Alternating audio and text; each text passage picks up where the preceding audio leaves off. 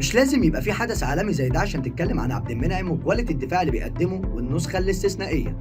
محمد عبد المنعم عنده شخصية في أي ماتش من غير خوف، بيقدر يجاري أي كرة أوروبية عادي وأي ضغط جماهيري عادي ولا يهزه. لاعب عاقل وحريف وهادي، وعنده كمان ثبات انفعالي جامد، كأنه مدافع عجوز داس كل الملاعب الأوروبية.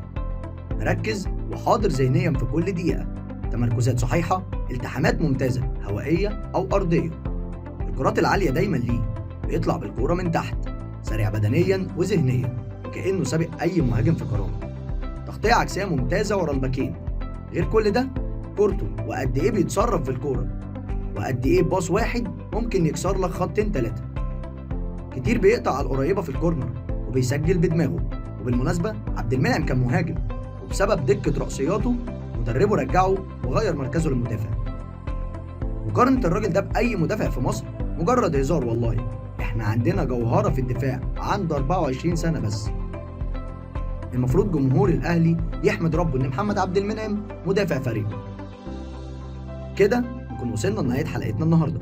لو عجبتكم ما تنسوش تعملوا لنا كومنت ولايك وشير، وما تنسوش تتابعونا على فيسبوك وتيك توك باسم المصطبة، ولو بتتفرج على اليوتيوب ما تنسوش تعملوا سبسكرايب. كان معاكم أحمد سيد.